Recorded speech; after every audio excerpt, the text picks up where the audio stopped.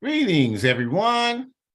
Aquaba, Bom Tarde. We hope you are well on this Sunday afternoon. We hope you're at your highest level of mental, physical, and spiritual health. Truly, we hope you are able to find your ability to reach that if you're not there yet. And we welcome you to this 150th episode of Our Ancestors' Voices, a program sponsored entirely by the All African People's Revolutionary Party, the AAPRP. We thank you for joining us today for this important topic.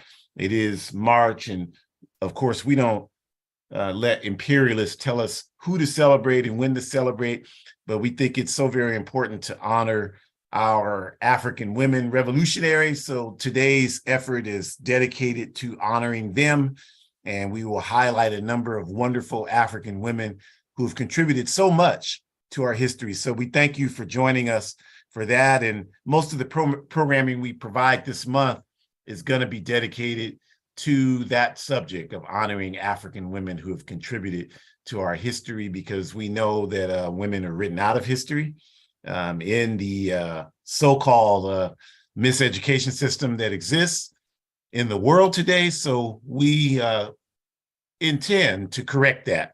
And so we are so glad that you're here to join us for that. And we look forward to this program and all of the programming we have this month. We start, as we always do, we honor the indigenous peoples of the Western Hemisphere whose land we tread on. Those of us who live anywhere between Alaska and Chile, you're on indigenous people's land. And by that, we mean, of course, the indigenous people, the American Indian people, Native American, Mexicano, Chicano, Puerto Ricano. Those are the indigenous people of the Western Hemisphere. If that's not you, you're not the indigenous people of the Western Hemisphere. You're either a colonizer who's trying to deny your history, or someone who immigrated here on the backs of the civil rights movement, because that's the only way that that was ever able to happen, or you're an African who is lacking knowledge and ashamed of our history as African people. So we're talking about the indigenous people of the Western Hemisphere. This is their land. They are fighting to get it back, as they should, as they have a right to do, and as we certainly hope and pray and will do everything in our power to ensure that they do. So we are honored to recognize their legitimate struggle for justice. Someone steals something from you, you want it back.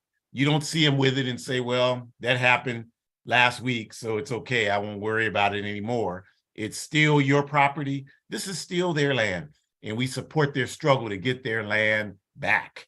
And if people hear that and they say, well, what about me? What the hell about you? You know, go back to get on a canoe or a kayak and go back to Europe. And of course, we honor our African ancestors, who are the reason that we are here, to give us the inspiration to continue this struggle for justice and to not get confused and derailed by all of the distractions and the confusions that are manifested by the capitalist system on a day-to-day basis. We thank our ancestors for giving us that light and that courage to continue this fight.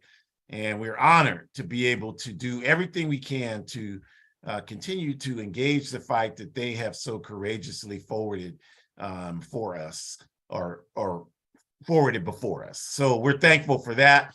And we just, again, thank you for joining us for this important topic. And we get started, as we always do, just simply by providing quick introductions. Our Ancestors' Voices, this again is our 150th episode of the program. Airs every Sunday, all the time, at the same time, same place. And it's a program sponsored by the All African People's Revolutionary Party, the AAPRP. And the AAPRP is a revolutionary, independent, mass, pan-African political party that is based in Africa.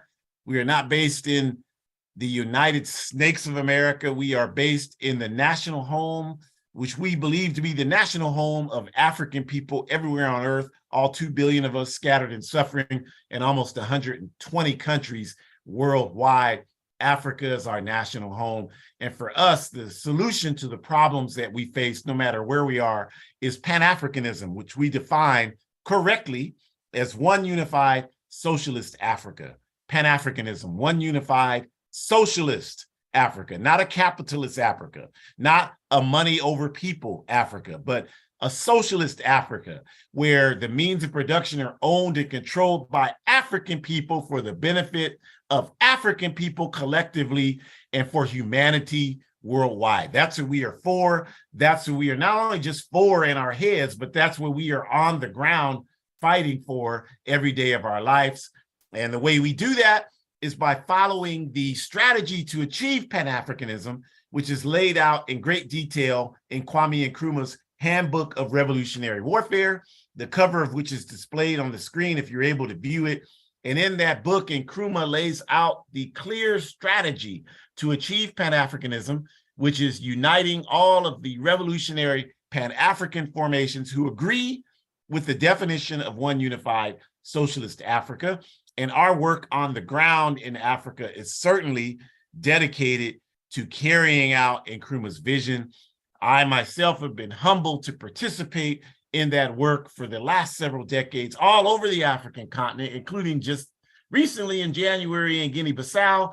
And so we are honored to continue that work and to continue that work all over the world. Wherever we live on the Master's Plantation, we will continue to fight to overthrow his control over our lives. And Our Ancestors' Voices is hosted each week by myself, Ajamu Umi, and Shakura Umi, my biological and ideological daughter, both of us active organizers within the All African People's Revolutionary Party. So we are so honored and thankful you join us for this important topic, recognizing and acknowledging revolutionary African women.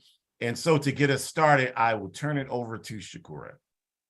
Greetings. Thank you so much. Hello, everyone. We hope that you are in good spirits and doing well. Very, very excited to bring this topic to you all today for a couple of reasons.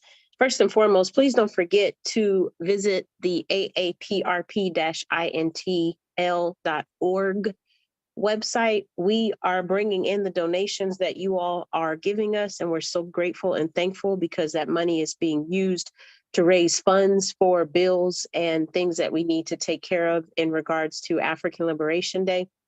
So please, again, visit our website, AAPRP-INTL.org. And on the left side, you can click join to become a part of the organization. And then after that, you'll be offered opportunities to submit donations and whatnot. So again, we thank those who have already been donating. It's very exciting to see that you all are supporting one of the largest events that we host throughout the year. And as I've said before, we have on the ground events at home in Africa. There are events that take place in Ghana and Burkina Faso and many other countries. We also have events around the diaspora. There are events that take place in parts of the snakes as well as Germany and Canada, or Europe, I should say, if I'm not mistaken. So we have a few different in-person events, of course, the West Coast as well. And so your money and your donations mean so much because it takes a lot to really get this event off the ground. And I mentioned before, we have these in-person events, but we also have an international broadcast. So anywhere you are in the world, you can join this broadcast in the month of May. And so that takes a lot of effort and monetary support. And so we just thank you all, and we ask that you continue to donate. Okay, so today's topic to me is perhaps one of the most important because, you know, if you have been with us for the last 150 episodes, then you've been hearing us say time and time again, join an organization that is working for justice. And I think it's really important that we think a little bit more critically about that because, yes, joining an organization that's working for justice is key, but even sometimes you are already in an organization that is working for justice, but there's still so much more that you might be able to push yourself to be able to do. And that's where this concept of revolutionary African women wings comes into play, because with many organizations, they may be identifying as socialists, meaning that they see the value in putting people over profit. They may even have hopes to become a part of a larger system that eventually eradicates socialism and moves on to communism, because they identify that having a classless system or a system where class divide is not an opportunity to be had might be something that organization is working towards, which would be awesome, right? We all should want to live in a communist society because class is the exact thing that continues to separate and divide us. How much money you have determines how important you are in this world. And I don't know about you, but just thinking of that makes me sick to my stomach, because that would explain why there are so many people who are sick and dying right now, because they don't have the money to pay for their health to improve and get better. And I think our system just throws them away, because if they don't have the money, then they're not important, right? And that couldn't be farther from the truth. But yet that's the world we live in. So if you live in a communist society, then you're not going to be divided based on how much money you have. It's actually going to matter a lot more on how we're all collectively contributing, because money is not the dividing factor. And that sounds like a beautiful reality that I would love to be a part of. And hopefully you do too. So let's say hypothetically you are in this organization that is pro-socialist and pro-communist, right? And that's a beautiful thing. But here's the thing, you all. You could be pro-communist and you could still support systems of oppression. What do I mean by that? Well, for the sake of today's topic, I'm talking about the fact that you might endorse and promote patriarchal behavior or sexist behavior. Maybe you're not even aware that you're doing it. I'm also saying that you don't have to identify as a man to promote and endorse patriarchal and sexist behavior, because patriarchy is a system set up to devalue and remove value from non-male people, which means if you don't identify as a male, you're not going to be as respected. You're not going to be as valued. You're not going to be taken as seriously. People might even care less to listen to what you have to say. And people will usually associate you as being someone who needs to manage the house and the children and nothing more, because that's all you are good for, is to just maintain the children and to make sure they are taken care of and to support your partner. But you're not allowed to have a brain. You're not allowed to be integral. You're not allowed to be valued. You're not allowed to be educated. You're not allowed to move movements and to move armies that are fighting against colonialism. You're not allowed to do any of those things in these systems called patriarchy and sexism, right? And so I hope you're still with me, and I hope I haven't lost you, because there are organizations that exist like that to this day. And maybe you're saying, oh, Shukura, I'm not a patriarchal person. I'm anti-patriarchal. I am anti-sexist. That's wonderful. But are you a socialist and a communist, but are you pro-ableist? Do you treat people differently because they are differently abled than you? Because that is still a system of oppression. Are you pro-socialist and pro-communist, but you still have some xenophobic values that you still need to unravel and deal with? Are you pro-socialist and pro-communist, but you really have some transphobic and homophobic ways about yourself, but you just don't want to admit it because your best friend is gay, right? Like these are the real, y'all. Like this is the real, okay? This is what it is. And quite frankly, if you do have values like that, but you identify as pro-socialist and pro-communist, then that means you have one of two choices. You can either A, address that nonsense upfront and personal and get very uncomfortable with the fact that you are practicing those behaviors that are continuing to oppress us as a people. Or B, maybe you can just ignore it. And I dare you to see how successful the regime of communism is going to be if you're still bringing systems of oppression into this new reality where class divide doesn't exist anymore, but we can still divide because of how people identify with their gender or their values in terms of being differently abled or being able differently, or their values in terms of who it is they want to love and how we have every audacity to pass judgment on that. Like, these are the things, you all, these are the things. And quite frankly, that's going to get in the way of communism truly being what it needs to be, because it makes no sense to have a system that does not have a class divide, but you're still dividing people because of whether or not they identify as LGBTQ. It makes no sense to have a communist reality if you are still devaluing non-male people just because they're not males. I mean, that's BS beyond measure to me. And you might as well still have the class divide. The only thing you've taken away is whether or not people matter because of how much money they have. But you're still deciding whether or not they matter because they're not males or because they identify as LGBTQ. We might as well just not even move forward if that's the reality. And if you're choosing to come into Africa after we do achieve one unified socialist Africa, then you are going to ruin everything that we are working to do. So we ask you not to come. We ask you not to come because you don't understand what the values are in play. And you certainly don't want to change the systems to make them better so that we can actually live in a system where no oppression exists. We don't even know that that's possible. We don't even know if that's possible because so many of us are desensitized to the oppression that we experience every single day, to the tune of where we don't even understand that there's possibilities out there where we don't have to live in worlds like that. There are possibilities out there where we can organize against sex offenders, for example, and we can literally organize and get them to leave our neighborhoods. We don't even understand that that's a possibility. We just think that we get to call the police for every problem that exists, and we don't even understand that there are other alternatives. There have always been other alternatives. We've never been able to trust the police. You know why? Because the police come from the same system that thought it was okay to steal the indigenous people's land. The police come from the same system that thought it was okay to kidnap Africans from Africa and drop them all around the world based on how they could trade and barter, which we refer to as the transatlantic slave trade.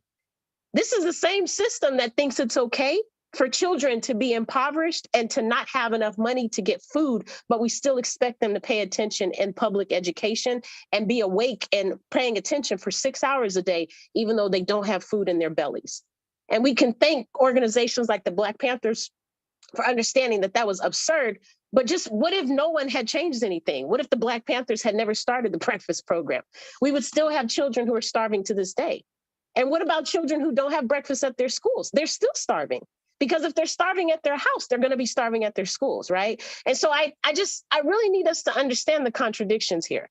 So women's wings are an opportunity for us to organize within organizations and to find more ways to address the subtle systems of oppression that are still finding a way to appear, even in these socialist communist organizations. And it is up to us to understand, yes, we are resisting patriarchy within these women wings, but we need to resist patriarchy as a mass organization. We cannot just expect the people who suffer from patriarchy to address patriarchy, because then that means that we don't see a value in how we too are contributing to the system of patriarchy, or to the system of homophobia or transphobia, or to the system of xenophobia. So we need to continue to unpack that. And as we've said before, we will say again, you can take homophobia, you can take patriarchy, you can substitute any system of oppression. It doesn't matter. None of them contribute and help the masses of people. They even hurt the people who seem to benefit from them the most. Patriarchy hurts men identifying people just as much as it does non-male identifying people. You know why? Because there's more pressure on you, and it starts to build up to where you don't even have a way to deal with it. And if you do show characteristics that are quote unquote non-masculine, because even that has been socially constructed by society, then we take away your value, and you are not seen as tough because you happen to have these emotions that you're experiencing. I mean, how ridiculous must that sound? Everyone has emotions. That's what makes us human beings. And it's okay to express your emotions, but we live in a world where you should be shunned and shamed if you identify as a man. Because it's more appropriate for you to just be hard and tough all the time, which is literally impossible, by the way, literally impossible, but that's neither here nor there. So these women wings are a way to help us see the value in ourselves, as well as finding ways that we too can help non-male people organize within our organizations. Next slide, please. You know, I want to highlight, for those that are on Zoom, you can see the image to the left, Women in Society. I have not been privileged to read this book yet by our comrade Sekou Touré, but I'm really, really, really looking forward to it when we do.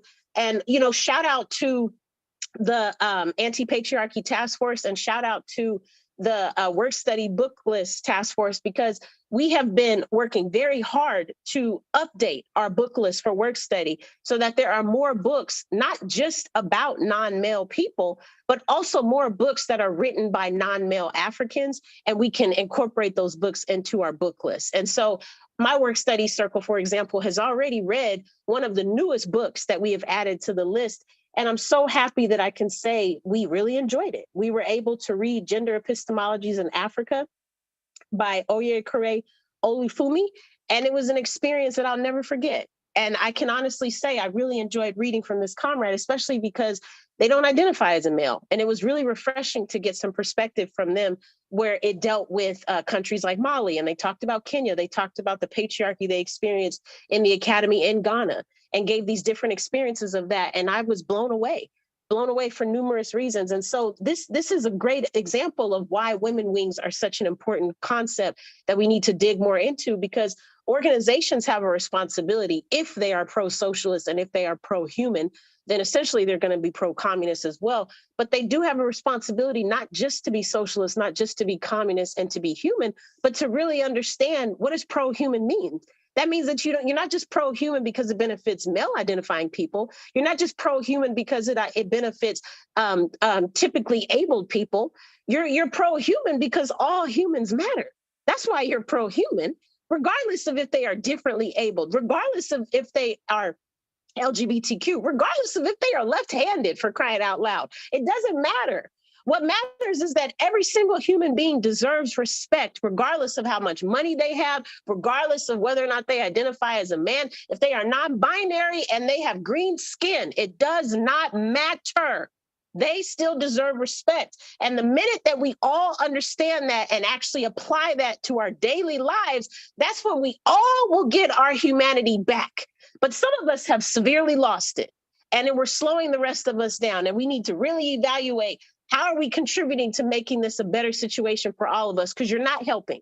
So you can just leave us alone and deal with your bigotry yourself, and we will move forward without you. Or you need to check yourself for real, because it's not working. And we don't want you to be a part of us if you're not going to understand that all of us matter, no matter what. And so again, these women wings are helping to highlight that. But again, I challenge you to understand, it is not just the responsibility of those who engage in the women's wing to address these systems of oppression, but it is everyone's responsibility, because these systems of oppression affect all of us.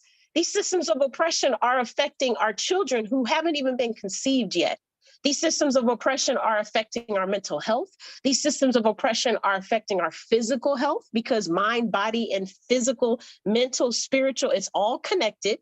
So this is why when you feel stress in your shoulders, it could manifest into a headache or back pain or something like that. That's why that happens. And so we have to continue to think more about this. How are these systems of oppression helping us? And if we truly, truly want to do something, then maybe we can start to develop how we want to go about addressing that. For example, in the All African People's Revolutionary Party, we have been tasked with the opportunity of helping people to redefine what we call social revolution. And so social revolution is this idea where we understand that it is our objective to find a way to use socialist practices that will redirect and help people unlearn how capitalist imperialism has given birth and has fueled patriarchy as a system. So that means we struggle with comrades who are at home and who see the value of polygamy. We struggle with them about that. We struggle with them about that. We struggle, and we will continue to struggle. We struggle with comrades about those who are those who are anti-sex working, for example. We've had conversations about that. And what are some of the contradictions of that? What are some of the contradictions of continuing to have sex work in a socialist, one unified Africa? We have struggled about those things in my work study as well as in other task force meetings. And so the point I'm making to you all is that is going to be up to us to continue to push our social revolution as an African liberation organization that is working for justice of African people. And we see the value in looking out for other colonized folks as well. And so we would even argue that maybe this social revolution could even benefit them, however they choose to define their social revolution. But we see the value in that. And we use the women's wings maybe as a tool, right? Or a vehicle, if you will, to drive us forward so that we can have a better way of navigating what the role is, not just of non-male people, but of anyone who sees a value in protecting Mother Africa, so that once we achieve socialists and eventually get to communism, how do we maintain it? How do we maintain it once we get there? All of this work, all of these sacrifices, so many people have lost their lives so that Africa can be free. And so once we actually get to a point where Africa is free, There are no more neo-colonial people there. And we are determining how resources are being used. We determine how resources are being grown and where we send said resources. We have one economic system, and we find a way where we all can connect, no matter how many 53 different languages there are. How do we maintain that? Because it is literally a gold mine.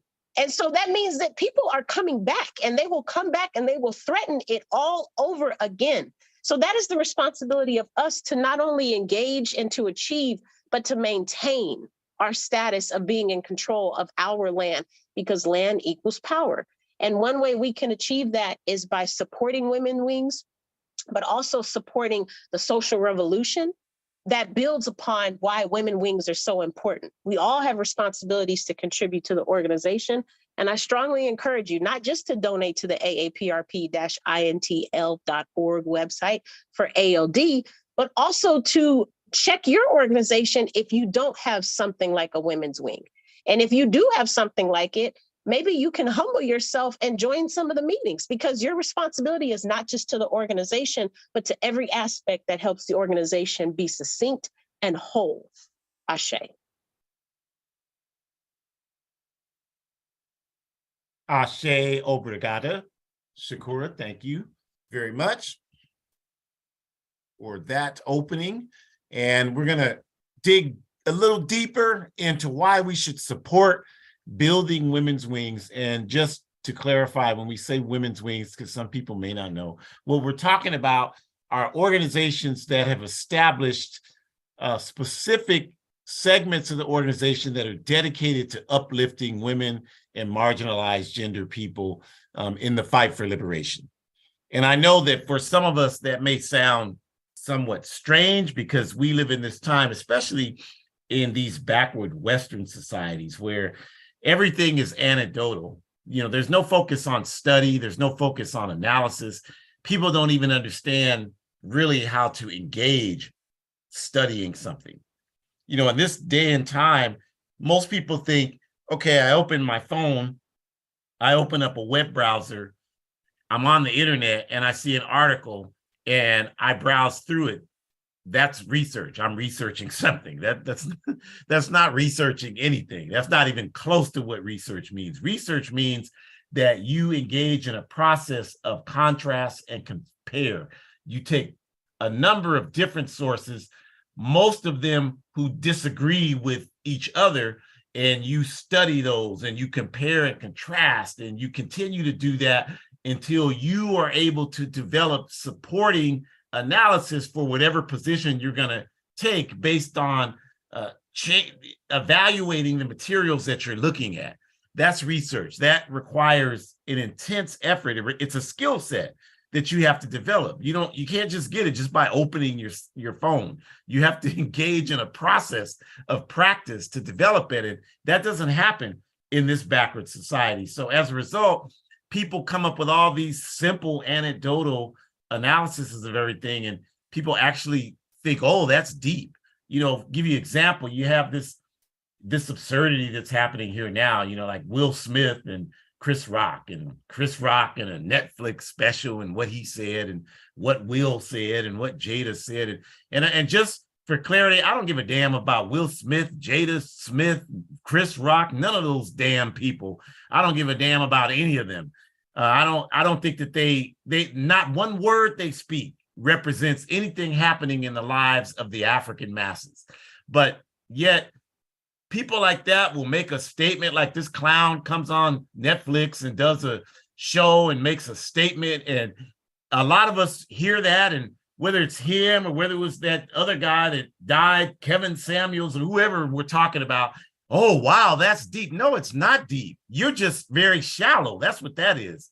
So that's what we mean when we talk about the analysis about patriarchy, a deep analysis, understanding what that is, understanding how systems oppress people, not individuals. You can't evaluate patriarchy based on your perception of what you think are attitudes expressed by African women. Only a fool would think that that's an analysis. That's not an analysis. So that's what we're talking about when we talk about supporting the building of Women's Wings. And so if we get into that deeper, we have to realize that revolution by definition means uplifting the most oppressed sectors of society. That's what revolutions do.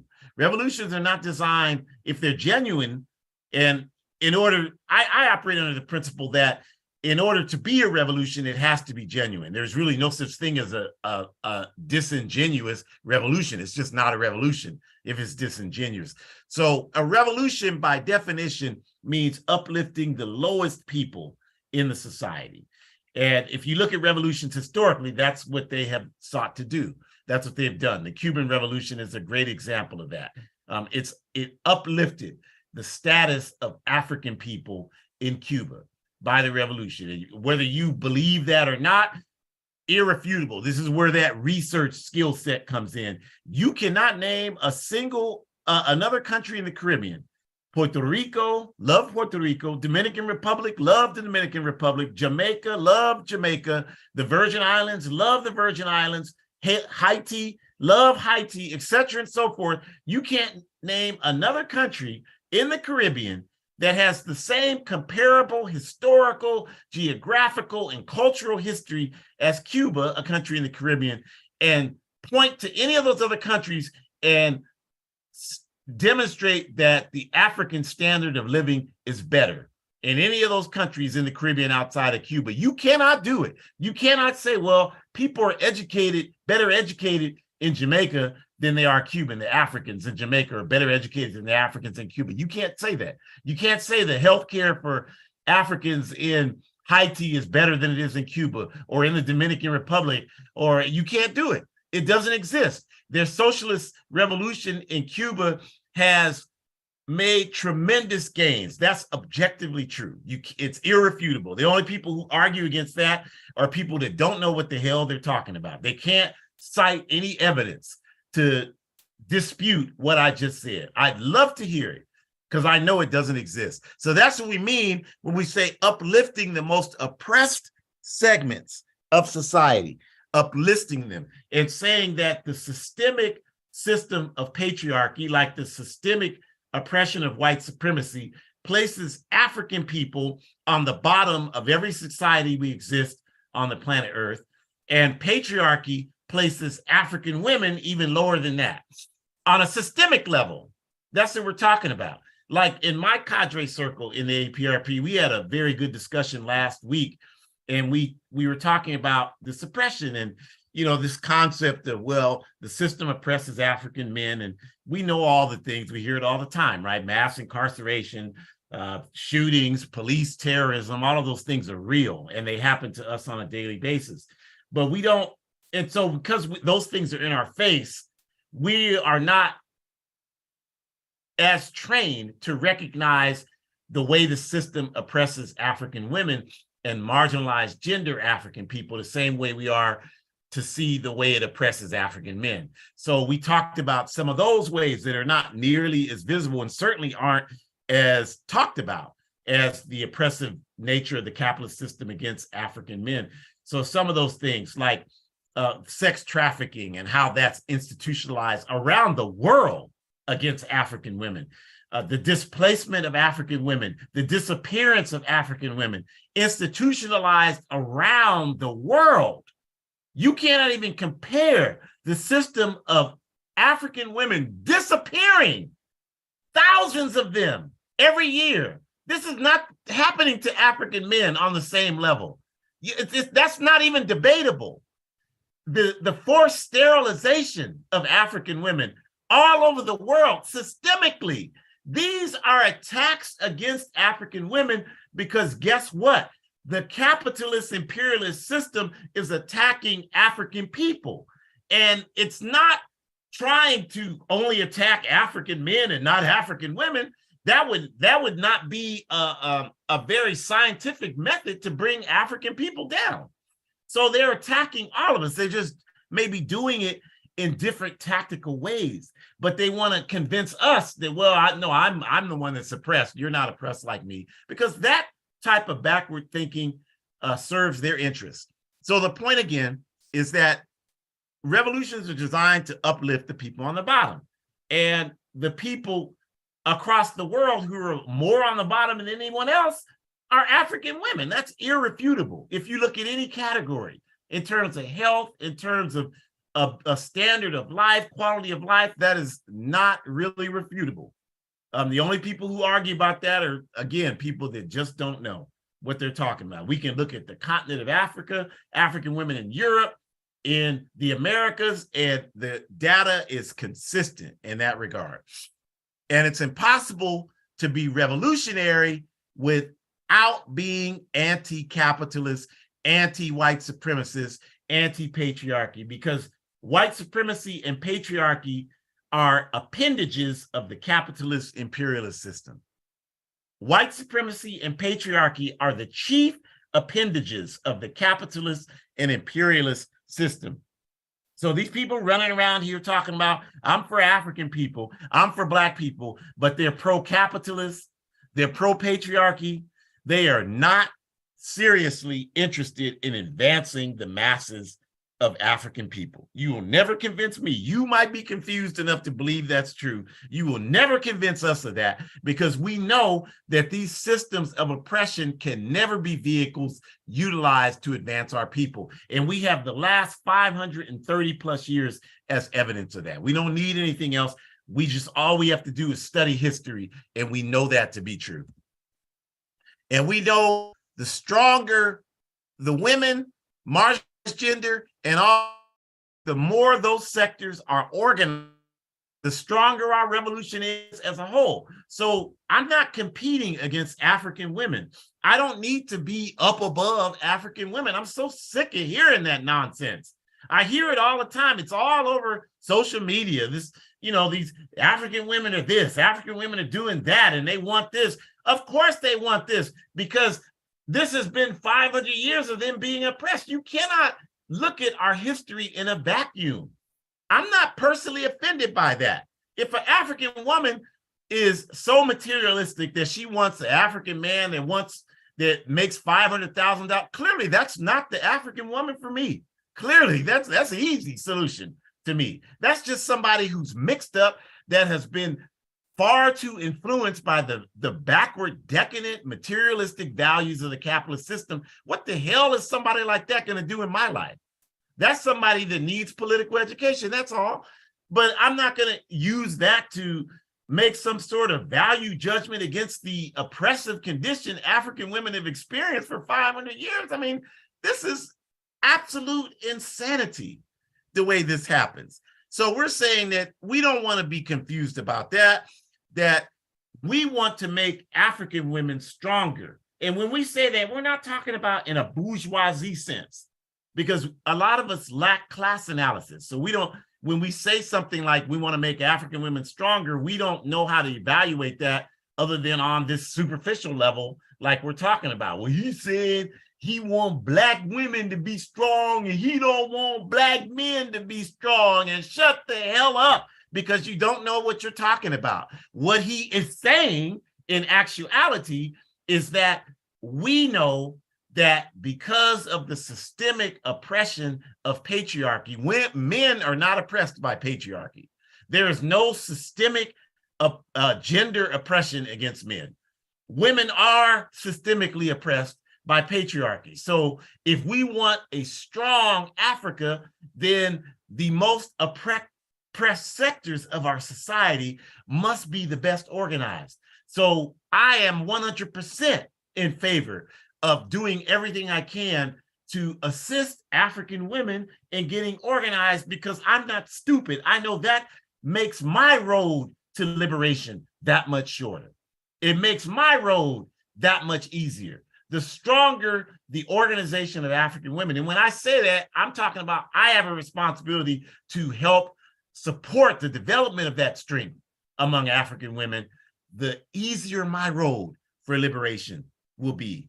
And I would say the men that don't understand that are weak-kneed men that just are not ready to deal with the serious aspect of our people's liberation against these forces oppressing us, and are instead operating on some other kind of backward anecdotal agenda where you can advance yourself individually, you can get more women to sleep with, or whatever sick manifestation that you're trying to pass off as some sort of legitimate concern for our people's liberation, you are not fooling those of us who are paying attention.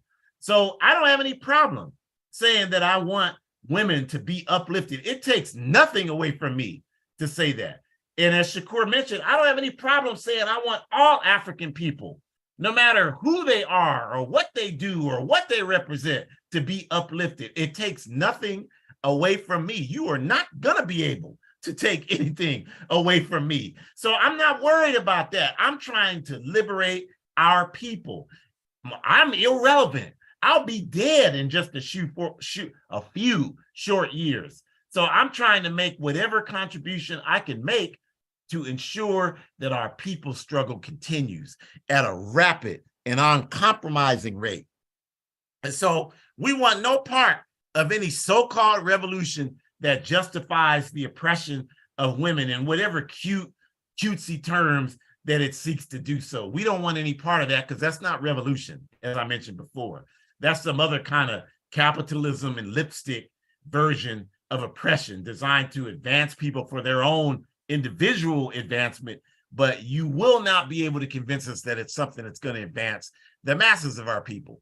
So when we talk about supporting women's wings, when we talk about issues like polygamy, what we're saying is that the position on these things has to come from the organized women's processes in place. Organizations like the General Union of Guinea-Bissau Women in Guinea-Bissau, organizations like the Organization of Angolan Women in Angola, organizations like the Pan-African Women's Organization in the Pan-Africanist Congress of Azania. This is where we should take our direction on issues related to women. Women's wings like the All-African Women's Revolutionary Union in the All-African People's Revolutionary Party. This is where we take our lead from these issues impacting women. And I am confident enough as one person and humble enough to legitimately take my lead from these women. And I do that. And I think if men collectively did that, we would be so much farther along in our liberation struggle. And don't come at me with that weak nonsense. Well, you saying you gonna take a lead? Yeah, hell yeah, because I don't believe in affirmative action in leadership. I don't believe in that. I believe leadership should come from the people who have put in the work and become qualified to lead as a result of that work. That's what I believe. So there are many areas where I have put in the work and I am qualified to make a positive contribution towards leadership. And because of that, and that's certainly represented in many areas of my life. So because of that, I don't have to be insecure and have an ego, a sensitive ego, and not be in a position where I can listen to people in other areas where I can depend upon the work that they've done that's put them in a position to lead. I can do that easily and am willing to do that every step of the way. You can be 18 years old and just come in this movement yesterday. And if you have some knowledge that makes sense about moving our people forward, I'm going to follow your direction. I don't have that kind of fragile ego like that. And the day that I wake up and I have that kind of fragile male ego, I hope that I take a breath and don't take any more, because I don't want to take up any space on the earth where I'm that kind of reactionary human being. So that's what we're saying, is we want to take our lead from the forces who have been in the forefront of addressing these issues. And that would be revolutionary women's organizations that exist within these revolutionary Pan-African formations that we all are connected to and are building together. I don't know why that doesn't make sense to people unless they just don't understand that this work is taking place. And of course, we know that's certainly the reality. That's why we're here. That's why we exist. And, of course, that means that there's going to have to be a lot of difficulty in this struggle. As Frederick Douglass's comment makes, you can't make progress without struggle. Nothing in life can you progress without struggle. The old African proverb, if you see me fighting a bear, help the bear throw honey on me. That's the basis of that statement, is to say that if we want to move forward, we got to be willing to engage in struggle. We can't see struggle as a negative thing. We have to understand that struggle is a part of life, and it's how we get through life and advance through life. Everything worthwhile in struggle. If you've gone to school and gotten a degree in the capitalist system, you've had to struggle to do that. If you're in a relationship that's predominantly positive, that has been a struggle to get it to that point. If you have gone to work and tried to support your family in any way, that's a struggle to do that. Everything worthwhile. If you exercise and you're serious about making sure you maintain physical health, the exercise is not easy. It's a struggle. So struggle is a dialectical necessity in life. And so we are not afraid to struggle. We are not afraid to call ourselves out. We are not afraid to admit we are wrong. We are not afraid to grow, because that's what revolution is. That's what revolution is. And so there is so much work that needs to be done around these questions of gender, these questions of femme people leading, elements of our struggle, and women's wings are outstanding vehicles that facilitate this process. That's what we're saying. And we're saying the struggle for women's emancipation should be carried out in conjunction with all struggles for justice. So, we don't believe in, women can achieve liberation on their own, just like we don't believe men can achieve liberation on their own. We believe that human beings have to do the work to develop mutually respectful spaces where we can engage and struggle together, and that will require a strong nation, class, gender analysis, not just a strong nation analysis or race analysis. We can't do it with just that, just an analysis, well, we're Black, that's all we need to know. No, that clearly has not worked. We can't do it with just a class analysis. Well, we just can look at the capitalist system. We can't look at white supremacy or patriarchy. That clearly has not worked. And we can't do it with a bourgeois feminist analysis. Well, the problem is men. That clearly has not worked. We have to have a nation, class, gender analysis that takes into account all of these factors, the class factor, the race factor, the gender factor, and has a scientific analysis based upon our African culture to give us a perspective of how to move forward. Yeah, I know that's a lot, but that's what we need. And so in our party, with our Incrumis Terreus Cabralis ideological framework, this is the work that we are engaged in. And so what is the role of men in supporting women's wings in this struggle for women's liberation as a part of our overall struggle for liberation? And the importance is learning how to not center ourselves, brothers, not center ourselves. That's a key component. Checking our egos and understanding that there are various elements of this struggle that are not necessarily going to be focused on us. And that is okay, my friends. That is not a problem. It's not a negative thing. It is okay. It is okay for, I don't get it, you all. I don't have any issue if we talk about women's liberation. I don't see that as a threat to me. It's not a threat to me if we talk about the liberation of our African family members who are LGBTQ. I don't understand why people are so threatened by that. I mean, unless you're a man and you're secretly gay and you don't want anybody to know, I don't know why else that would threaten you. I mean, because I want to see African people free, period. And I don't see how we can do that. I joined without all Africans being free. I joined the All African People's Revolutionary Party. I didn't join the Some African People's Revolutionary Party. And if it was a Some African People's Revolutionary Party, I wouldn't be a member of that. I joined the All African People's Revolutionary Party. That tells me that every African needs to be a part of our liberation struggle. And I will never understand why that's so threatening to people. You need to really do some analysis, get some counseling, and understand why that's a problem for you. There's some latent stuff going on within you that you need to work out. That's the only thing I can tell you, because I'm saying it's important for us not to center ourselves. There are other times when we do need to be centered. The liberation struggle has enough room for all of that. And that's a healthy way to approach it. And we have to play a consistent role in supporting women-based initiatives and work. You know, I was honored. We had our party Congress in Guinea-Bissau in January, and we came up with a number of what I thought were very innovative and creative proposals. I didn't think of them. I didn't have to think of them.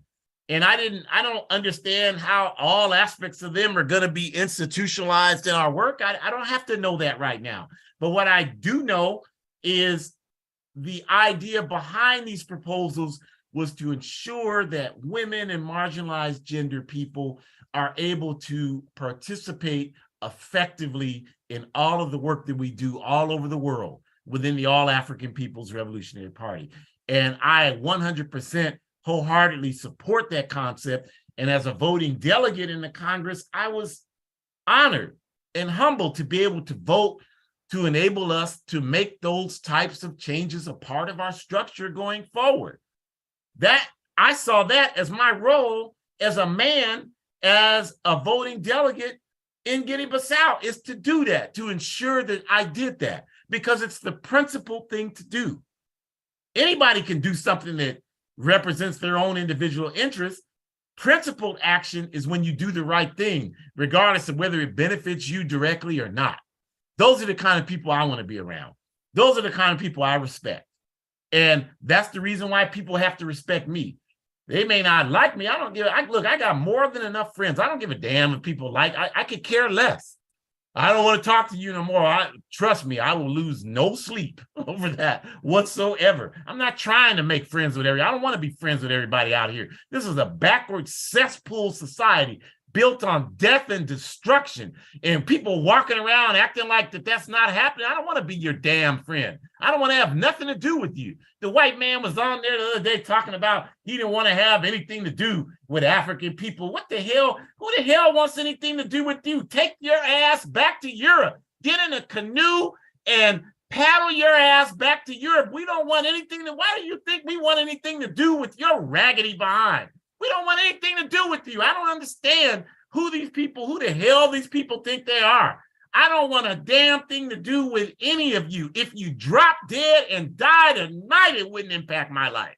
We are moving forward based on justice. So that's what we're talking about. And that requires courage, you all. It requires courage and commitment and not being afraid to speak the truth. And when you do that, you're going to lose people. You just got to understand that.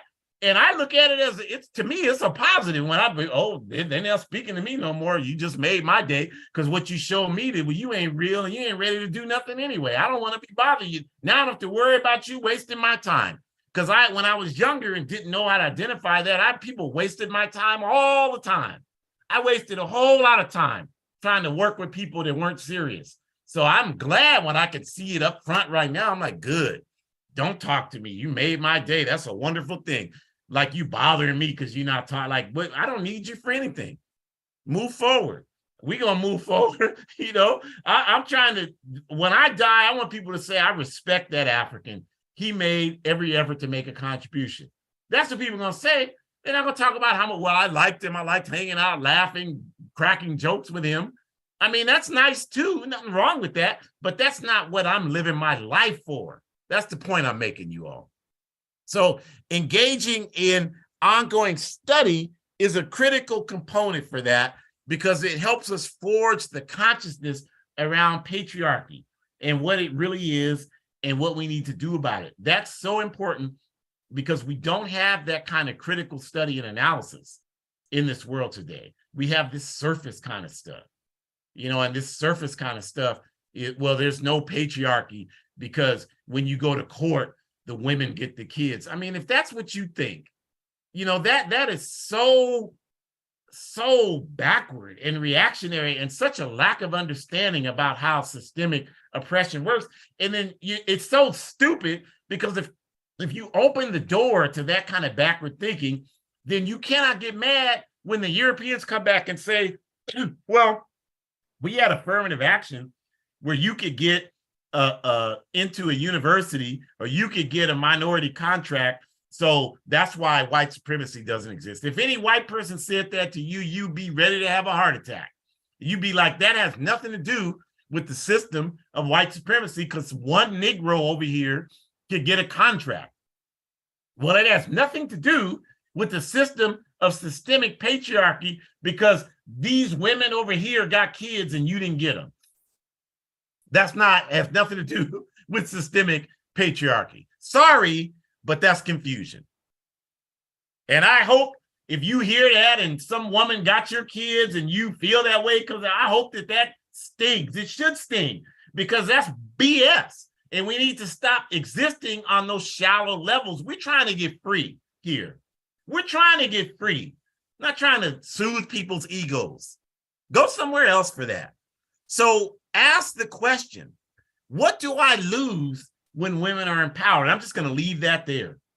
What do you really lose when women are collectively empowered? Maybe we're not talking about people that have trust issues against women. You got work to do. Deal with that. I'm talking about objectively speaking, you can't trust women in power because the women in your life have betrayed you. Go do your work. Go do your work. That is not an analysis. That's a reaction to stimuli. We're talking about objectively when women are empowered, what do you lose? Just like when African people are empowered, white people aren't going to lose anything. They think they're going to lose something, just like men think they're going to lose something when women are empowered. But white people aren't going to lose anything when we're empowered. It's going to make their lives better because they're living a lie right now. So that's what we're talking about, y'all. Think about that. And we thank you for joining us today. And we want to invite you back next week. This is really going to be something that blows people away. Some people, like-minded people. Next week, March 19th, we're going to be talking about the revolutionary contributions of Marilyn Buck. Marilyn Buck was a European woman who made outstanding contributions to the African liberation struggle. She was a personal friend of mine on the advice of Assata Shakur when I met Assata when I was in Cuba. And I will explain that in greater detail next Sunday, but you should join us for that, the revolutionary contributions of Marilyn Buck. Because if you know who Assata Shakur is and you love Assata Shakur, then you know Assata Shakur would not be safe in Cuba today if it were not for the sacrifices of Marilyn Buck and others. So we're going to talk about that next week. And we want to invite you to continue to go to APRP Forward Ever Shop and buy things, support African liberation organizations, wear clothes that reflect African revolutionary messaging, stop wearing Nike, stop wearing Adidas, stop wearing the slave masters apparel, and get some liberation apparel. And continue to buy it, you all, and support it. Go, as Shakur said, to aprp-intl.org. Join the All-African People's Revolutionary Party. And if you don't want to join the APRP, then join some other organization, the Black Alliance for Peace, the Nation of Islam, the Malcolm X Grassroots Movement. Join some other organization working for our people. The Republic of New Africa. There are so many. Join them. And if you don't want to join any of those, then start the I don't care what he says, I'm patriarchal for life. No, don't start that organization. But start the I'm glad he's finished talking organization. And organize the I'm glad he's finished talking organization for the liberation of African people. And then you can go to betterworld.me there on your screen. You can go to that site and look at all of these videos. You can see them all on YouTube, but at that site, they're all in the same place. And hoodcommunist.org. I'm trying to put a piece together to talk about this nonsense with this popular culture, this Will Smith and Chris Rock and all these clowns. So I hope to have that done within the next day so I can get that in and hopefully get it published there. But whether that's there or not, you should support Hood Communists. It's an outstanding feature of revolutionary African perspectives around the world. And go support all of our broadcasts there on the bottom of the screen if you can see it. There are 4 other ones listed there as well as ours every week. And we are trying to engage in this process of mass political education. We ask your support. We ask you to tell people, let them know so that they can come in and engage this process. And continue to buy my book and tell people about it, A Guide for Organizing Defense Against White Supremacist, Patriarchal, and Fascist Violence, A Guide for Organizing Defense Against White Supremacist, Patriarchal, and Fascist Violence.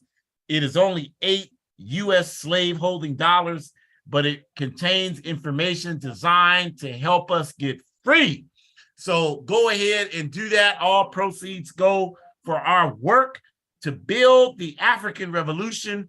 We appreciate each and every one of you. We want to wish you a great rest of your Sunday evening. We hope you tell people and come back.